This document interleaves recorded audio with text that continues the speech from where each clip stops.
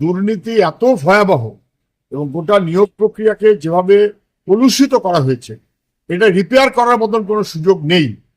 1 বছর সময় পেয়েছিল আমাদের রাজ্যের সরকার যে কারা যোগ্য কারা যোগ্য না তা স্পষ্ট করুন। 1 বছর লেগে গেল, সরকার যোগ্য অযোগ্য স্পষ্ট করতে পারলো না। কত টাকা খেয়েছে, হাজার হাজার ছেলে মেয়ের জীবন ধ্বংস করছে। কেন? কিছু অযোগ্য অপদার্থ যাদের টাকা নিয়ে চাকরিতে ঢুকিয়েছে রাজ্য সরকার এবং শাসক দল, তাদেরকে রক্ষা করার জন্য যারা যোগ্য তাদেরকে খারিজ করতে হলো।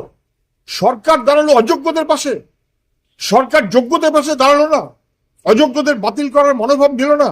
সরকারের অপদার্থতা, তার জন্য এই সমস্ত চাকরি প্রার্থীরা, চাকরিজীবীরা কার্যত তারা বাতিল হয়ে গেল। 3,000, 4,000, 5,000, 6,000 তাদের খারিজ করাটা উচিত ছিল। সরকার করলো না বলে আজকে সুপ্রিম কোর্টে আমাদের রাজ্যের মুখ পুরল। শুধু না, আমাদের ছেলে মেয়েগুলো তাদের কি হবে, তাদের টাকা ফেরত দিতে বলেছে, তাদের টাকা ফেরত দিতে বলেছেন। যে সরকারের অপদার্থতায় এবং যে সরকারের দুর্নীতির ভয়াবহতায় কার্যত যোগ্য ছেলে মেয়েদের চাকরিও চলে গেল, তাদের কার্যত বার করে দেওয়া হলো। লাথি মেরে এই সরকারকে বাতিল করা উচিত, লাথি মেরে এই সরকারকে বাতিল করা উচিত। যারা যোগ্য ছেলে মেয়েদের পেটে লাথি মারলো এইভাবে, তাদের টাকা ফেরত দিতে বলেছে। ভয়াবহ, ভাবাই যায় না। হাইকোর্ট বলেছিল নির্দিষ্ট হবে যে যারা মন্ত্রিসভা এই অপরাধের সঙ্গে যুক্ত আছে তাদেরকে সিবিআই হেফাজতে নিয়ে প্রয়োজনে তদন্ত করুক।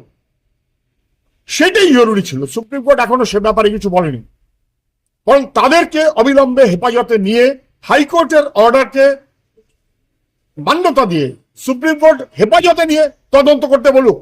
যারা টাকা খেয়েছে তারা বহাল তবিয়তে মন্ত্রীর দপ্তরে বসে থাকবে, সরকারের দপ্তরে বসে থাকবে, টাকা পাহাড় করবে, তারা ছাড় পাবে, আর যোগ্য ছেলে মেয়েরা বাতিল হবে। এ কখনো হতে পারে না। সরকারের অপদার্থতার জন্য ঘটনা ঘটেছে। অবিলম্বে দ্রুত 3 মাসের মধ্যে নিয়োগ প্রক্রিয়া করতে বলেছে। আমি জানি না রাজ্য সরকার তা পারবে কিনা। একমাত্র কথা হবে এখন অযোগ্যদের খারিজ করে যারা যোগ্য তাদের চাকরিতে বহাল রাখার বিকল্প কি ব্যবস্থা হবে, সরকার এবং কোর্টকে তা খুঁজে বার করতে হবে। এর কোনো অন্যথা হতে পারে না। দুর্ভাগ্য আমাদের, গোটা রাজ্যটাকে কোথায় নিয়ে গেছে। হাজার হাজার ছেলে মেয়ে যারা কাজ দিতে পারে না, তারা কার্যত পেটের লাথি মেরে রাজ্য সরকারের অপদার্থতা তাদের চাকরি থেকে খারিজ করে দিল। দুর্ভাগ্য।